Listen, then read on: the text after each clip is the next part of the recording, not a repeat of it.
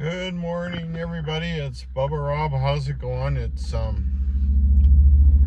Friday, July 21st in the morning.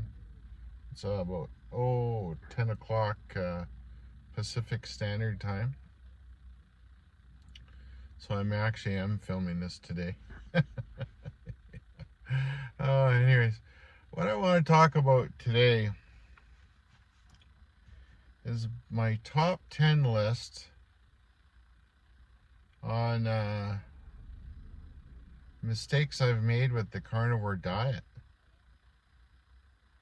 It's probably not what you think, but let's get into it, and then I'll talk a little bit about each one, and where I find it's maybe a little disappointing or disappointing in myself. Okay? And just because they're numbered this way doesn't mean they're any more or any less important. We all have our things, our triggers and stuff, and whatever we think are things that affect our decisions, right? Okay. Number 10, finding expectations or very little thereof or no acceptance from various physicians. This is something I see come up quite a bit in other videos, talking to actually people I know in Kimberly about really how it's not really well respected in the medical community. When I started this diet, I sat down with my family physician. He retired, and he was somewhat, I wouldn't say accepting, but he didn't necessarily agree with it because he believed it went against the science. But, that was his opinion. But he granted me the best wishes, and so far so good. But, that's kind of an important part, because ultimately when you're on this carnivore journey, you got to make decisions for yourself and do the research and really believe in it to stick it out. So you may not find that warm huggy feeling when you go talk to your doctor about it. They should be there to help you and maybe think out of the box a little bit, but that's not necessarily the case. Number 9. Ooh, this is a good one. Telling people about my journey success, especially other individuals and their obese people I know. They ask me what I'm up to. I actually had some business cards made up with my channel on it, because when people talk to me about it and stuff, and they go, "Oh, where are you at?" and stuff, so I'll hand them my card. You know what? I found that I'm best off just not to say anything, because usually half the people aren't very accepting about it because they don't understand it. They kind of look like you're an alien, and if you're not strong within yourself, you might feel kind of bad about that, and you don't want that to affect your journey, right? So sometimes you're just better off to say nothing and keep things to yourself. Number 8, letting negative thoughts affect my well-being. That's why I talk about stoicism so much and putting the work in yourself. Even though the diet actually makes you, or at least me anyways, is giving me quite a less brain fog so I can think clearer, but it doesn't mean I don't have a negative thoughts, or especially with my PTSD. So I really have to keep that real check and balance on that, and sometimes I'm just best off to not even think about it. But you gotta make sure your mindset is in there, so that when you might have issues or cravings, that you don't say fuck it and pack it in. Okay. Number 7, this has been a big disappointment to me because I've had pretty big expectations. Is especially because of suffering from gout for so long, is I don't feel I've had enough mobility up to this point and exercise. I'm slowly getting more to it. I might have pushed a little bit too much too early because of who I am and who I used to be. It didn't really work too well. So I would just kind of take your time with that and not too worry until really your body's really feeling better before you start hammering at the exercise too hard. Okay. Number 6. I wish I would have done a little bit more research on alternative meat sources. This is something I'm getting a little bit more into now, especially with the rising cost of beef, salmon, things like that. We're all, excuse me for yawning, we're all kind of caught in position to where we can do what we can afford. You have to be cognizant of that. You don't want to add pressure to yourself by overstepping your bounds a little bit. I don't really agree with processed meats, but in a pinch, sure, do what you can. Don't feel bad if you have to buy some hamburger patties at McDonald's or something. I know I've kind of wrestled with that ethically, but ultimately it's you who comes first, and whatever you got to do to succeed, make sure you make it happen. Okay. Number 5. This is a big one. You might not think so, but it kind of is. Expectations that your/mine results aren't as good as others, especially YouTube influencers. You can only gauge this upon yourself. I recommend you do something that I haven't done, but I've kind of been doing it with the channel, is keeping a diary or a log. Write everything down. Right? I know the weight isn't necessarily the right thing to gauge things by because your body composition is changing. I totally get that. I totally agree with that. But you don't want to be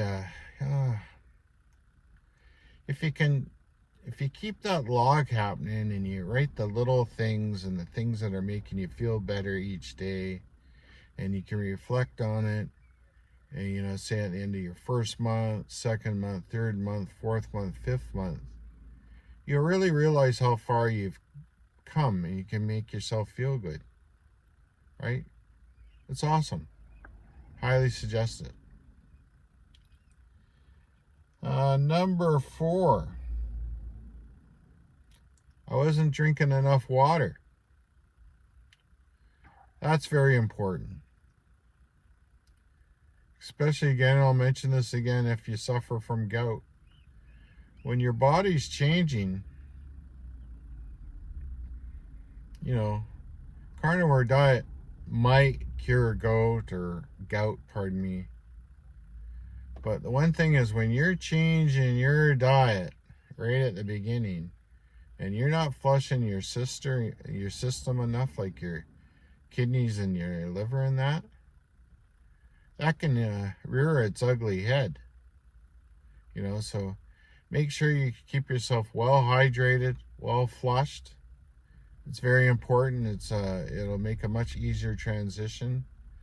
A couple times I didn't do that, and I won't even get into the details, but it sure sucked. And keep track of your urine color. You can Google different urine colors and what it actually means, so you can know if you're properly hydrated or not. Okay. Number 3. And this kind of ties into number 9. But really looking for acceptance for others. I wouldn't worry about it. There's going to be people that'll be like, yeah, row your boat, and they'll be behind you at the beginning. As soon as they start seeing you do better, they get a bit of a hair across their ass. They get jealous. You're not fulfilling whatever need they're getting from you in their life. I don't know why, but it's kind of a humbling feeling when people hop on and off your train as you're going through the journey. So be really careful with your personal expectations of that. And also, I've had a few comments written to me, and it makes me very, very sad when I hear it, when people are afraid to tell their family.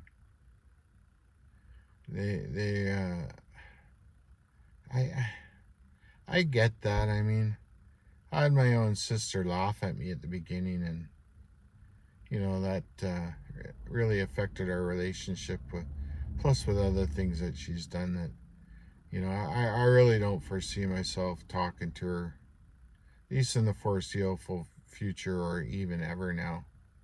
It's just ignorant. But be strong. Remember, the only thing people need to know about you is what you decide to tell them. And if you're doing something that makes you feel good and you're worried about them understanding, just don't tell them. Keep a secret. You don't need to tell them. Number 2, this is a big one, goes with the water. Is not consuming enough salt. I mean, numerous times I've woken up and I've thought I was a fairly heavy salt user, doing the salt to taste thing. But there's nothing wrong and nothing worse than waking up with a calf cramp or your foot cramping up. You're trying to stretch out, you can't bend over. It's extremely painful. So you got to make sure, there's enough salt, I guess electrolytes if you choose, right? But salt's a big one. Make sure that your food you're eating is nutrient dense and lots of water, because boy, oh boy, that's pretty painful, and it can be pretty much avoided if you just keep on tracking and keep how would you say just stay on top of it, be cognizant of it. And number 1, the big drum roll. Okay, fingers on the steering wheel if you can hear it. Probably the biggest mistake I made is I didn't have enough fat in my diet. I gotta make sure I have more fat in my diet. For the simple fact is I hate to be constipated. That sucks. That really sucks. I know lots of people say they don't get it, but I don't know, maybe it's just me. But every once in a while I get it. And it feels like you got a grizzly bear shooting out of your butt. I tell you, it's not much fun. So make sure you consume enough fat. Make sure you stay well lubricated, right? I think you're better off to call yourself Minute Lube than Too Dry. I can't believe I said that. I must be feeling pretty funny today. But anyways, that's my list. So take from it what you want. Take from it what you will. I hope it helps. Okay? Thank you so much. I hope you all have a great day. Please like, share, subscribe, leave a comment. Pretty important. Remember, to be a good carnivore, good stoic, good whatever. Most important thing is to be kind to yourself. Love you very much. Have a great day. Bye-bye.